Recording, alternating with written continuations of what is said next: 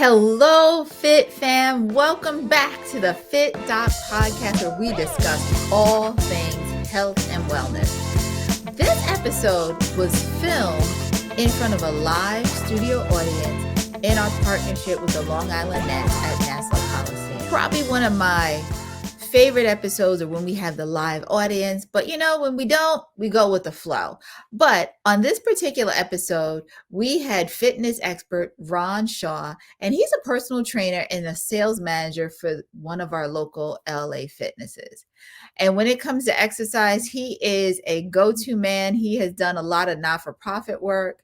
And before we get started with talking to Ron, we're going to talk about exercise because I'm Fit Doc. I know sometimes everyone always says that they're short on time, but there's a recent study that came out that if you just do 11 minutes of exercise, it's going to change your life.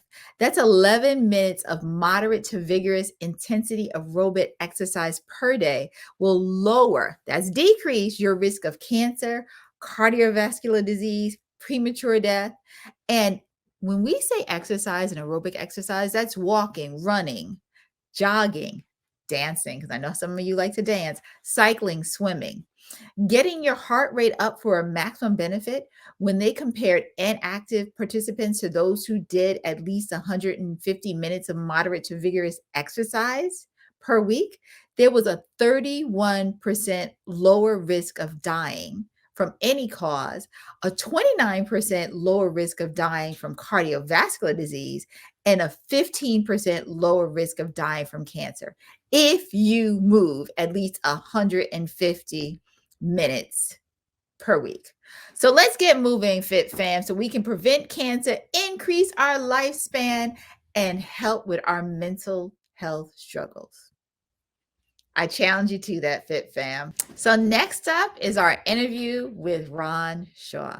Fit Fam, now we are going to talk about being physically fit with one of my good friends, Mr. Ron Shaw, who is a personal trainer and sales manager for LA Fitness. So jumping right in, Ron, what does it mean to be physically fit? Besides body-wise, mental-wise. It has a lot to do with it. Your clarity, being able to just focus on every aspect of your body and life. So now, why do you think mentally fit has such a strong tie to being physically fit? So, because I know there are some days where I'm like, I am not getting up and I'm not going to do anything. And then I do a little self-talk and I get up and I head on out. I've learned that people say we have one brain, but we have three brains. So brain number one is here. Brain number two is here, the heart. Brain number three is your stomach. So when you say, if all of these things are not in sync, this thing here, which is the brain on your head, you start feeling anxiety, stress, everything that comes along with your everyday life, and that can put a toll on everything. So that's where it comes from. Okay, so now once we get through that mental component, we are there, we showed up to the gym, never used any weight equipment at all before. How do you start that person? So the hardest part with any gym is coming through the door, first and foremost. People drive by it, or they hear about it, they see the lights, they like it. Or they're like me, they stop by to get good smoothies. That too. I get a lot of those, that too. But that's a good thing. You still come in the door. That's the hardest thing, coming through the door. Once you get through the door, we do what we call, hi, how are you? What brings you? And it's not about us, stabbing you or, what was the thing that brought you through the door today? What are you looking to accomplish with your life? I use acronyms or examples like cars. Everybody drives one. So people get an oil change, they know about that. They can tell me about that every 3 to 10,000 miles. Then I ask them about, do you check the brakes and tires? They tell me about that. 8 to 10 months, 11 months. Then I say, well, if you got depending on the car, you put super in it, right? Yes, I have to because of the engine. So then I said, how can you tell me everything about the car, but can't tell me anything about you? I said, one of two ways, you have to see me. The beautiful thing about what I just explained is, I can buy another car. I can't get another you. So that's, and then we elaborate on heart rate, we elaborate on breathing, we elaborate on injuries. We talk about everything, diets, vitamin D, all the above.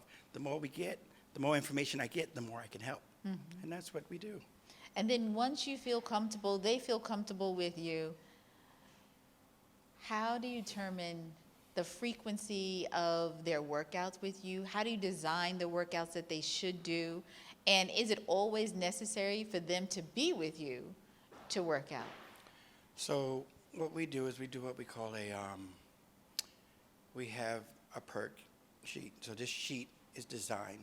When you come in, we ask you, out of the things that are on there, pick 3 things that you want to start with first.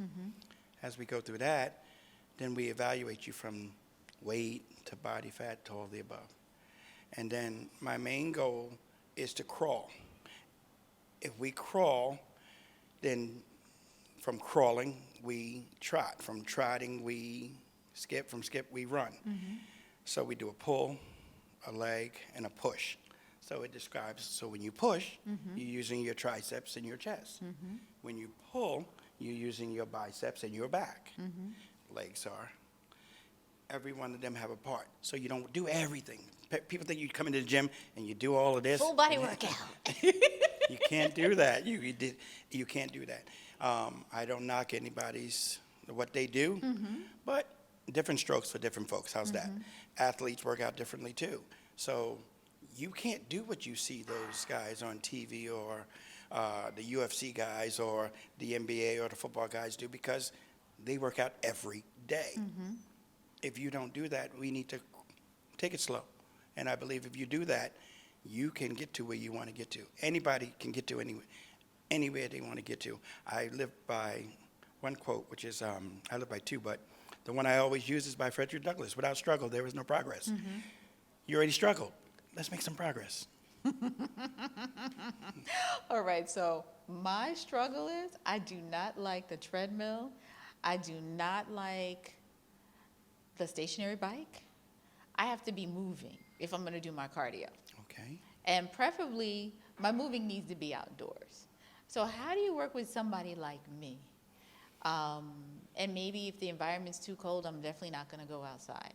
So if I need to get my cardio, I don't really feel comfortable going to the gym because of those reasons. And then, what can I do at home for my cardio? There are so many things you can do at home. But let's start with what you just said inside the gym where you don't like the treadmill. First and foremost, I would ask you, how are you using the treadmill? Do you know how to use the treadmill? Everybody thinks because they see people just get on the treadmill and use it, that's how you use it. That's not how it is. The bicycle is the same way. You program certain things so where it feels like you're being challenged. If you're not being challenged and you're bored with it and you don't see any results, because one, you need to know where your heart rate is.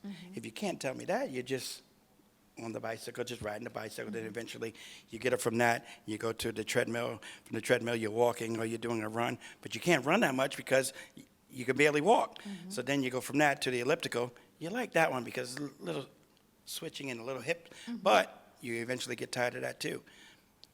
Someone needs to program the machine to show you how to use it. But if you don't want to use those machines, we can go into the training area or the Group X room. We can show you how just doing running in place, ropes. There's so many things that you can do. Squats with the ball on the wall, and then you can move your legs up and down to where you got stability, and it's helping you to where you're still moving. And then at home, everybody has some kind of steps. Everybody has some kind of table.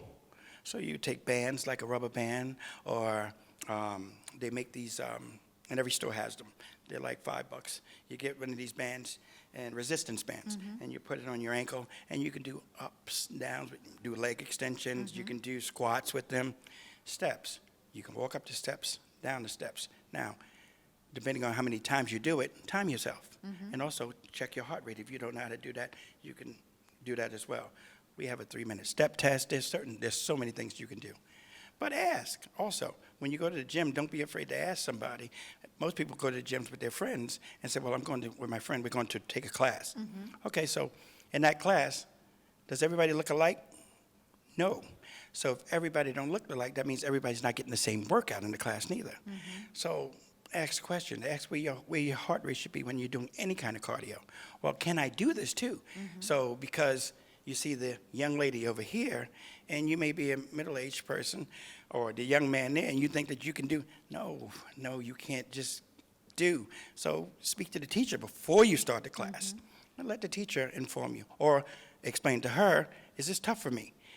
Can I do the class? And if you have the right teacher, most teachers will say, no, come on up here to the front and introduce you to the class and work with you slowly and bring you into it to it builds you up. Okay. So now, once somebody gets the okay from their doctor to start their exercise routine, what should their heart rate be? It depends on the individual. 220 minus their age. There's a calculation that you do. 220 minus their age. And it's different. Remember, for athletes and regular people, which say regular, so 60 to 70 beats per minute. And we have an age chart. So it lets you know when you're on or doing any type of cardio where you want to be. You could challenge yourself, but if you're over, you're panting. You know this, or whoever did any kind of car. And if you're under, like my uncle, who was an ex-marathon runner, he was getting a haircut and fainted and had a heart attack because he didn't have you couldn't detect his heart rate. Okay. That's how healthy he was. But again, never checked it, and so on and so forth. So now he has a heart monitor, and so on and so forth. You need to learn that. A lot of people don't just think you can just do cardio the way you used to do cardio. It doesn't work that way anymore. Because again, COVID, you spoke to somebody about COVID. COVID changed a lot of things. I was in the hospital. It almost took me. My highest fever was 105.1. Wow. 3 days in a row. It attacked my liver, my heart, and my kidneys. But if I was not fit, or some type of fit, I was done. And give it to the man upstairs, I'm all right. Knock on wood. And and I think that's probably also why we're seeing more people concerned about their health, because of what happened during COVID. People are realizing that they are not in good shape at all.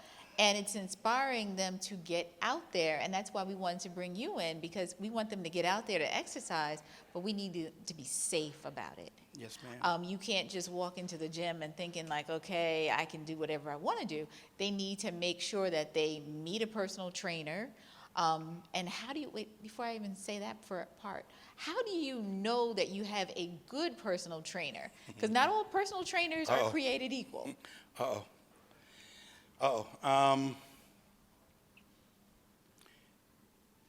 Feel comfortable. It's like a relationship. I'm going to say it's like a relationship. I believe that whomever you're with should listen, not hear.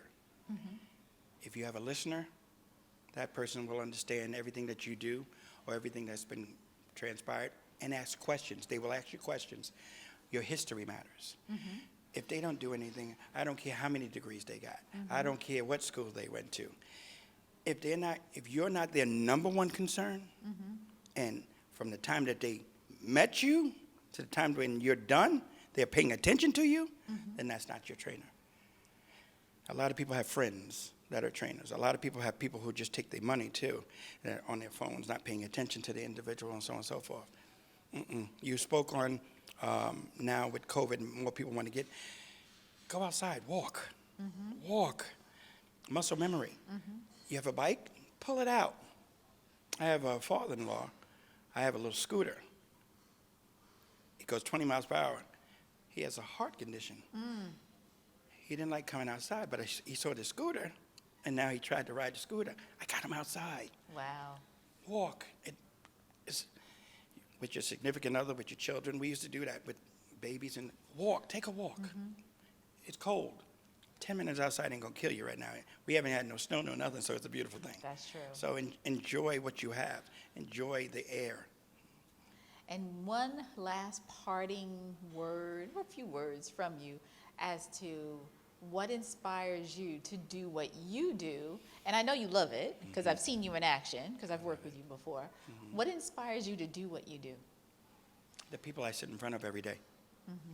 More than anything else. I could be a VP. I can open my own gym. I love life. I love people. My faith, and my faith in the person that sits across from me, I can sit there and talk to them, and they'll tell me their whole life story. I, I dive in. It's a beautiful thing. I love people. So that's what you're going to get from me. Nothing else. It's the person that's in front of you. That's it. That's what I was talking about with the trainer. If that person truly cares about what you're saying, their mouths are shut. They're listening. Now, Ron, if somebody wants to get in contact with you because they want to train with you, because you seem like a good trainer to them, which you definitely are, how can they reach you? They can reach Fit Doc. That's what they can. You can reach the Fit Doc. She knows how to get me. But I'm also with LA Fitness. I've been with LA Fitness going on. It'll be 18 years this November. I love what I do. I still train NBA players and police officers and so many other people. But that's how. But Fit Doc. You can get with her for sure. Thank you so much, Mr. Shaw, for being on the Fit Doc seminar with us today. You got it. Thank you for having me. Now, this is probably like one of my favorite segments, which is in real life. So sometimes you say, okay, you're a fit doc, so you love to exercise. Well, you know what? I'm just like you. Sometimes I have days that I don't feel like exercising. And when that happens, I trick my mind and I say, you know what? Before you do anything else, you already got some clothes on, you're in your PJs, just get it done. And I just exercise in my pajamas. Little secret, probably didn't know, but whatever is going to be convenient for you to get it done, because sometimes you don't feel like changing your clothes, keep on your PJs and get in the exercise. Of course, inside the house, of course. That's what I do. Get it done and then go about the rest of your life knowing that you put in that work. And, of course, make sure that it's more than 11 minutes because it has to be something that's intense where you're a little breathless, not breathing, short of breath, but breathless. Get in the work, even if you do it in your pajamas. That's my in real life tip for today. Fit fam, I hope you learned a little bit more about the importance of exercise, self-care, self-love, and remember, you are the only person who can change your life. No one else can do it for you. And when you're changing your life, I want you to be safe. I want you to be healthy about it. And most of all, I want you to keep moving. Don't forget to like, comment, tell us what you learned about the podcast. Subscribe, share with a friend who you think needs some inspiration. See you next time, Fit Fam.